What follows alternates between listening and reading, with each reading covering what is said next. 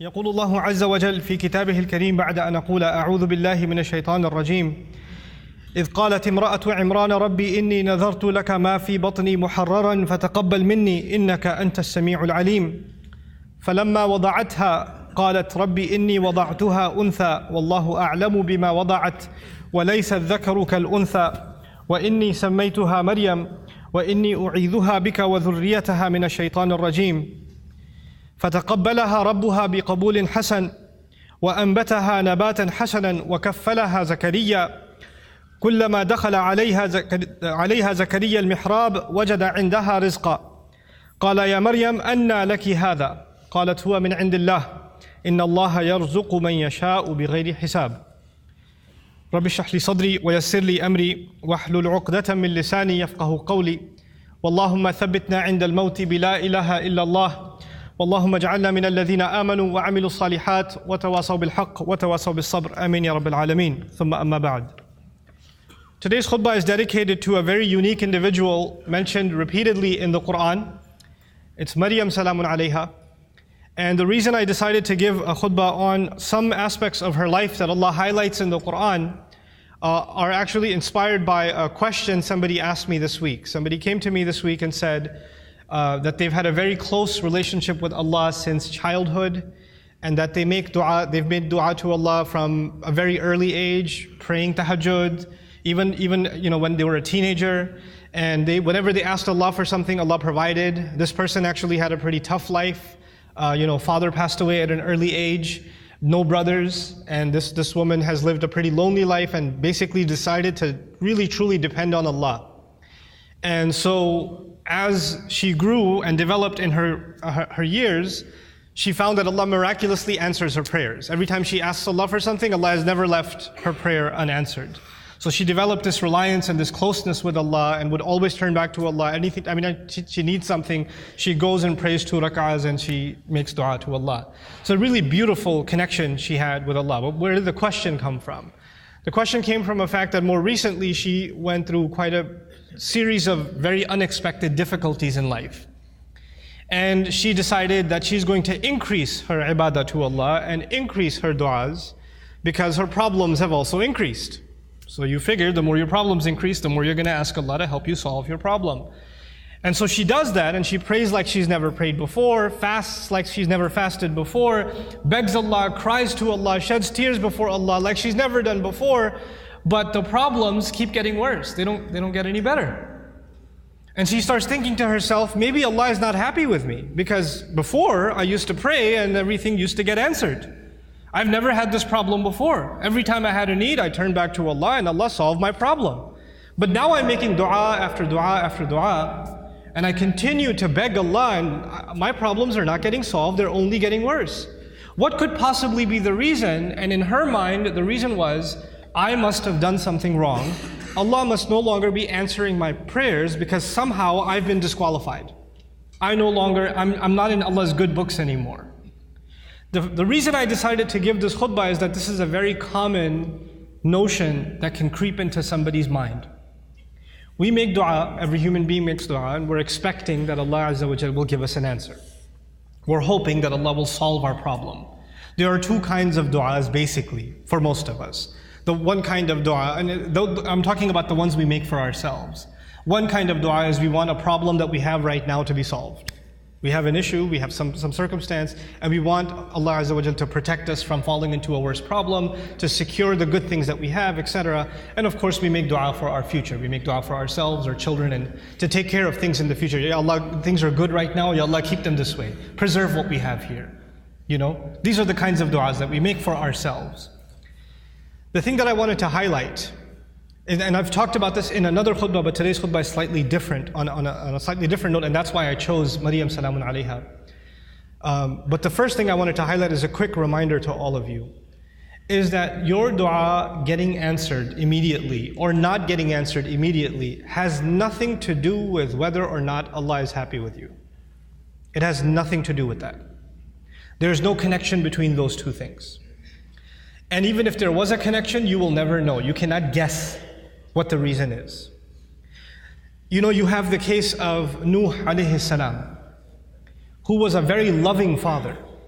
He made da'wah, he invited his people to Islam for 950 years. Can you imagine? You think he made dua for his son?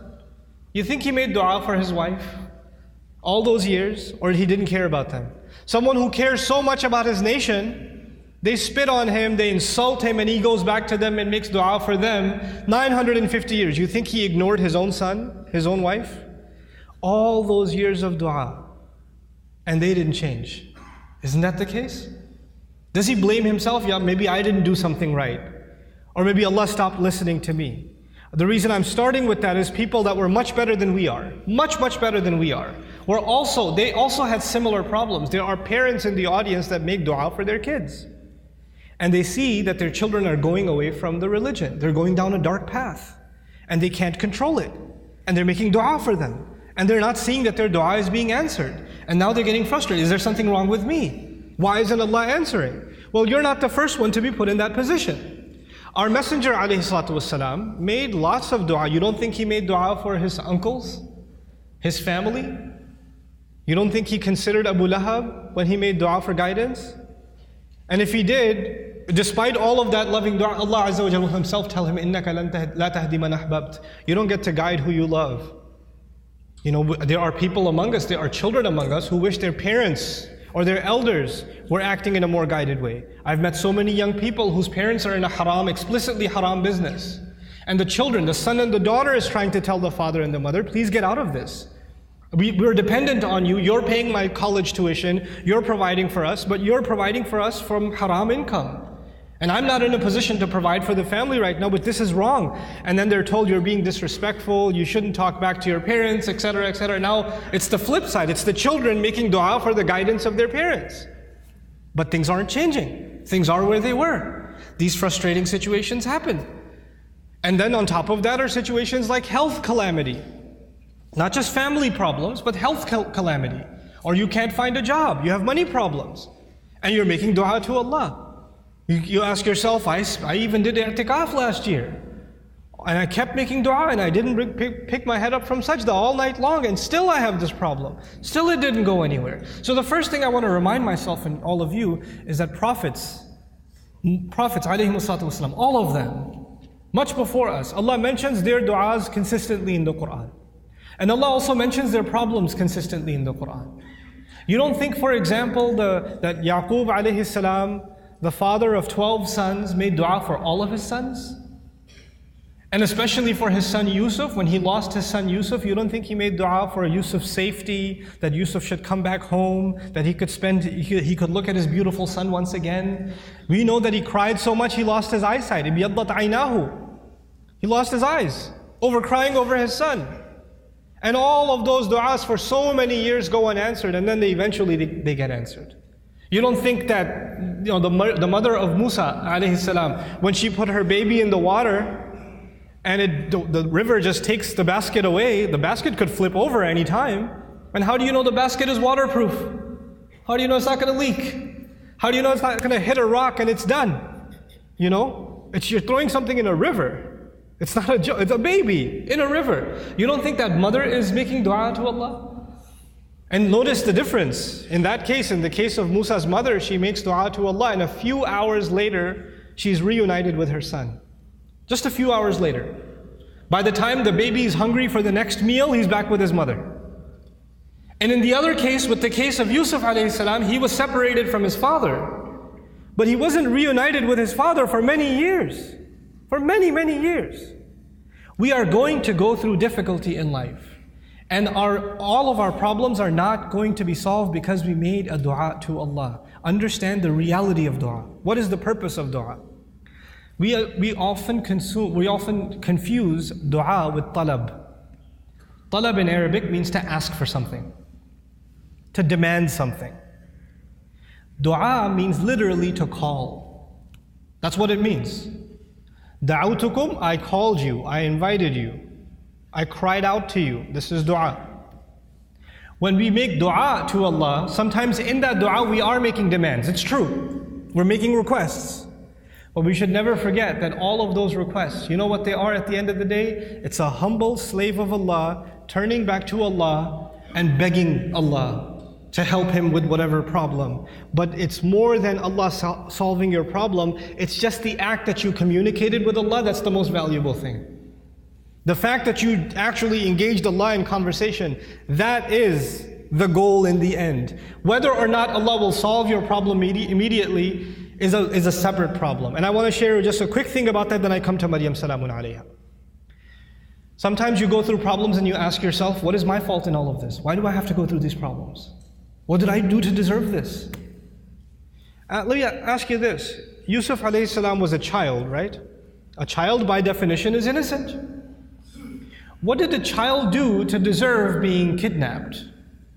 What has a child ever done to deserve being thrown inside of a well in the middle of the woods? What has a child ever done to deserve being sold as a child slave in a different land? What is that, when he grows up as a young man, what did he ever do to deserve being thrown in jail over a false accusation? And he spent many years in jail, not because of something he did. He was innocent. And he spent all those years in jail. He went through situations in life that if anybody else went through those situations, you'll say, life is unfair, man, what are you going to do? Life is unfair, you know? But you know what happens to a believer? They don't just say life is unfair, they say Allah is unfair, ma'adallah. Allah did that to him. Yet Allah says in Surah Yusuf, Wallahu ghalibun ala amrihi. Allah was overlooking everything he did in his decision. Every decision that was made for Yusuf, Allah was dominating that decision, overlooking that decision. How? Sometimes you and I go through difficulty because Allah knows something better is coming. Sometimes that better thing that is coming is for you. Sometimes it's for somebody else. Sometimes it's not for you. Sometimes it's for somebody else. Sometimes the benefit of your difficulty will come back to you. The return will come back to you while you are still alive.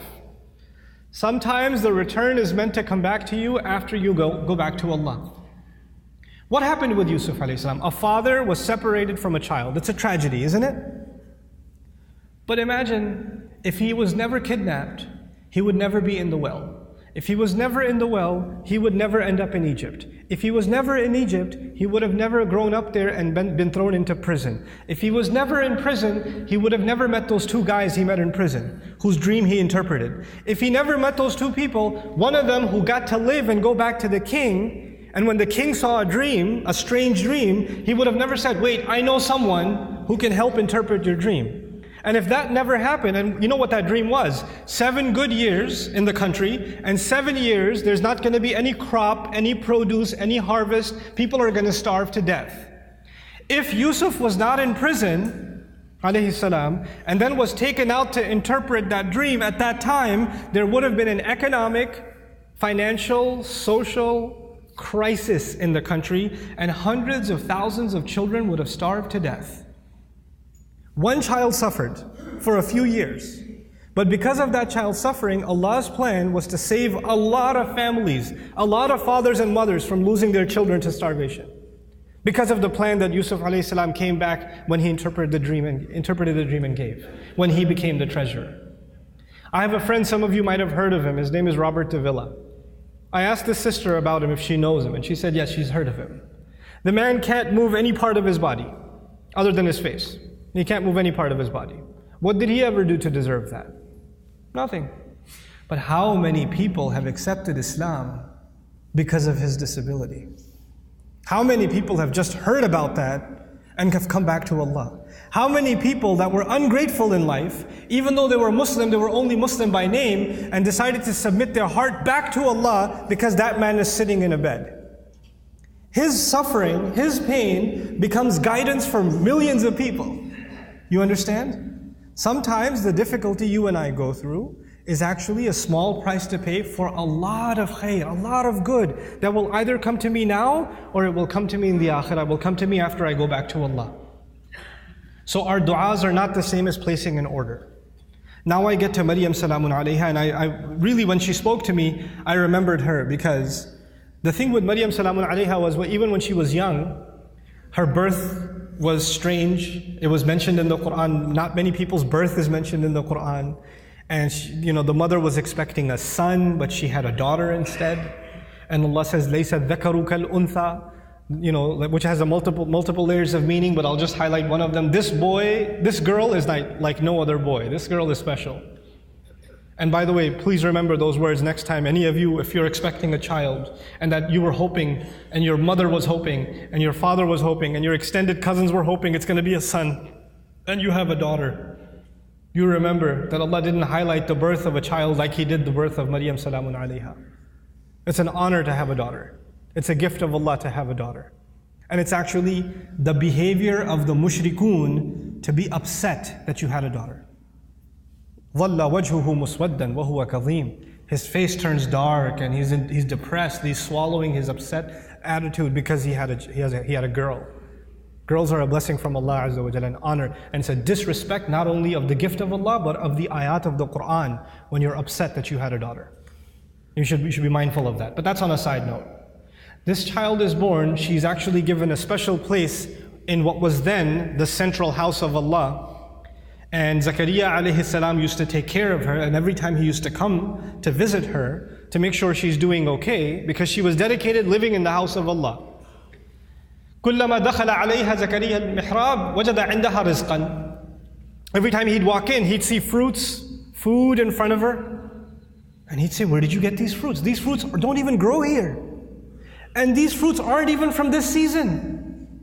These fruits grow in the winter, these fruits go in the summer, you have them in off season. Where did you get them from? She would respond, قَالَتْ هُوَ مِنْ عِنْدِ اللَّهِ. These come especially from Allah. These fruits come to me from Allah. Imagine somebody whose du'as are answered in a way that's special delivery from the sky of food for this woman.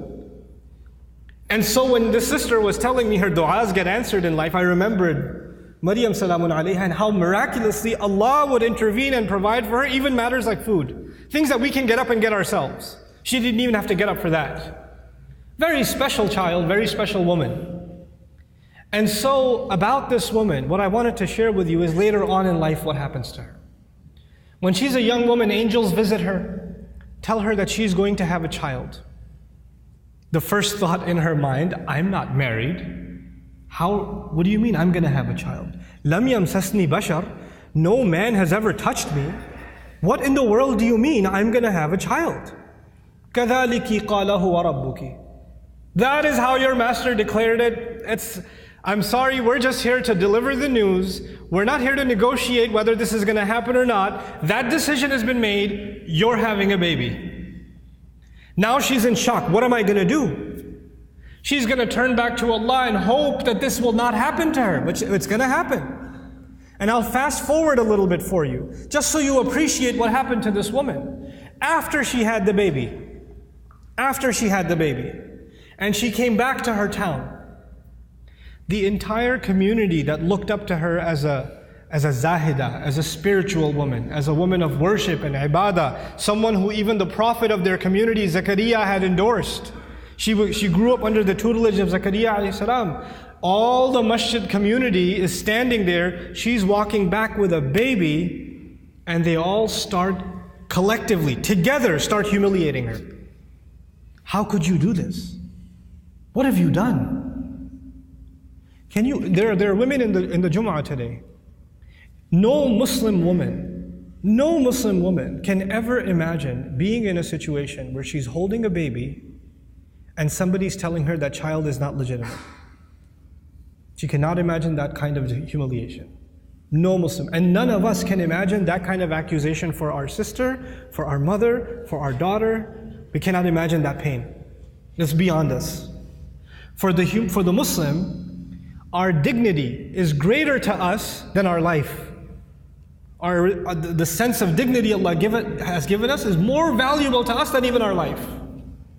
And she knows that when she goes back with this baby, that's what they're going to say. It's one thing that they might be saying it behind her back. They're saying it in public, in front of her. In front of her. Now I want to take you back to how she dealt with this problem. Because no amount of dua she made is going to change what Allah has decided. Allah has decided that she has to face this. She has to stand in front of this. And what does she do? When the child comes, as she's about to deliver the child, she says, Ya laytani mittu qabla hadha. She says, if only I could die before this happens.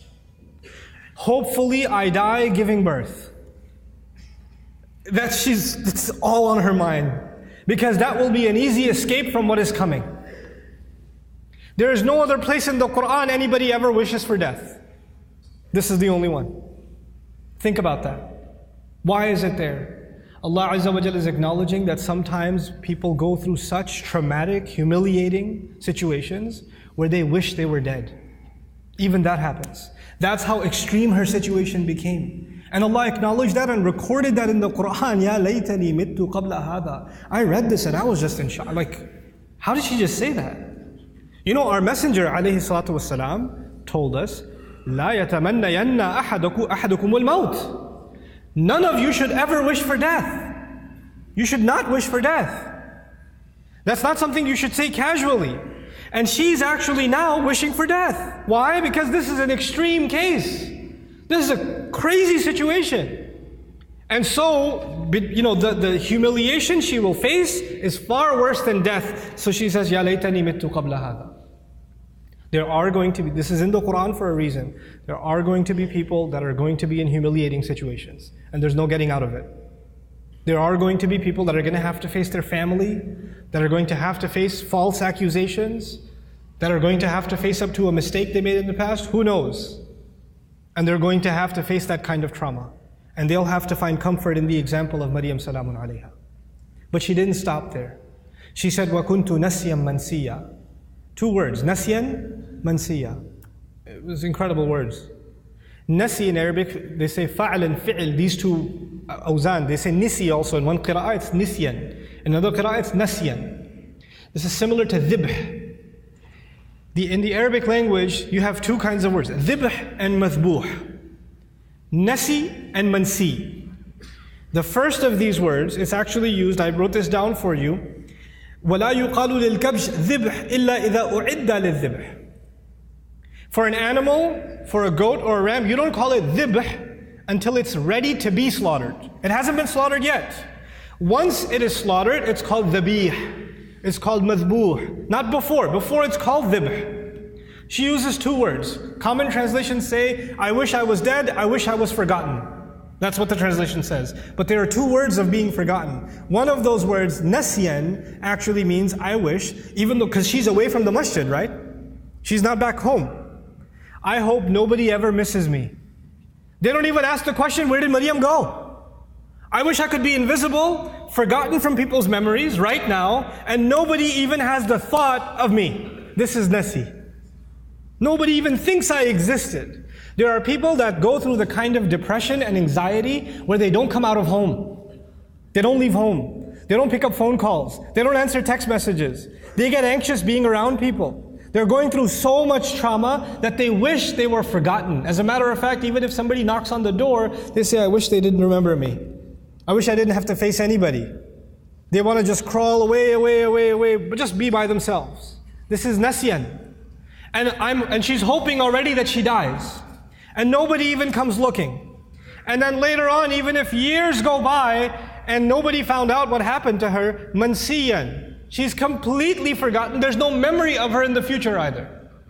I hope nobody thinks of me right now and I become invisible in the future also. I wanted to highlight this woman's trial because this is a woman of du'a whose du'as used to get answered immediately. She didn't even have to ask for food and it used to come.